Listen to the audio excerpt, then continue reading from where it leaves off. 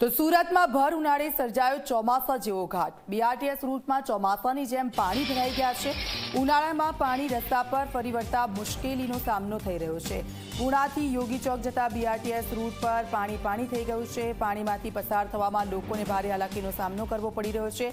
એક તરફ મહાનગરપાલિકા લોકોને પાણી બચાવવાની અપીલ કરી રહી છે, તો બીજી તરફ પાણીના વેડફાટથી લોકોમાં રોષ છે।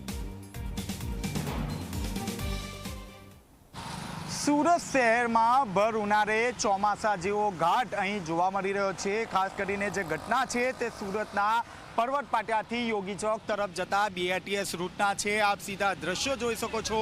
જે રીતે ચોમાસામાં ભારે વરસાદ પડતો હોય છે અને ત્યારબાદ જે બીઆરટીએસ રૂટમાં જે રીતે પાણી ભરાઈ જતા હોય છે તેવા દ્રશ્યો ભર ઉનાળે અહીં જોવા મળી રહ્યા છે। ખાસ કરીને અહીં નહેર નજીક આવી રહ્યા છે। નહેરના જે પાણી છે તે પાણી આખો જે રસ્તો છે તે રસ્તામાં ફરી વળ્યા છે, જેને કારણે જે સામાન્ય જે વાહન ચાલકો છે તેને ભારે હાલાકીનો સામનો કરવો પડી રહ્યો છે। આપ જોઈ શકો છો જે રીતે બીઆરટીએસ રૂટ જે છે તેમાં પાણી ભરાવાની પરિસ્થિતિનું નિર્માણ થઈ રહ્યું છે। જે વાહન ચાલકો છે તે વાહન ચાલકો અહીંથી પસાર થઈ રહ્યા છે।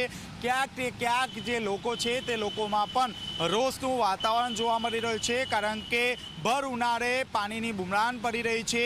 એક તરફ સુરત મહાનગરપાલિકા દ્વારા લોકોને પાણી બચાવવા માટે લોકોને આહ્વાન કરવામાં આવ્યું છે। આજના દિવસની જો વાત કરીએ તો સુરતના સરથાણા વિસ્તારમાં જે રીતે મેઇન મુખ્ય જે પાણીની જે પાઇપલાઇન છે તે બદલવાની કામગીરીની શરૂઆત કરવા જઈ રહ્યા છે। 20 લાખ લોકો આજે પાણી વગરના રહેશે।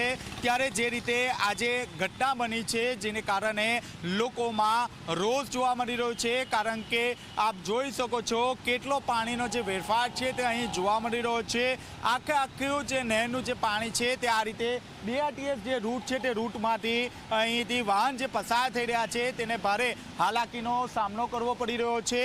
જે લોકો અહીંથી પસાર થઈ રહ્યા છે ક્યાંક ને ક્યાંક સુરત મહાનગરપાલિકાની ઘોર બેદરકારી હોય તેવા આક્ષેપો અહીં કરી રહ્યા છે, કારણ કે ભર ચોમાસા જેવા જે દ્રશ્યો છે તે અહીં જોવા મળી રહ્યા છે। જે લોકો છે તે લોકો આવા જે પાણી છે તે પાણીમાંથી પસાર થવાની જે નોબત છે તે નોબત આવી રહી છે અને ક્યાંક સુરત મહાનગરપાલિકાના અધિકારીઓ તાત્કાલિક અહીં પહોંચે અને જે પાણી ભરાવો જે છે તે દૂર કરે તે માટે અપીલ પણ કરવામાં આવી છે।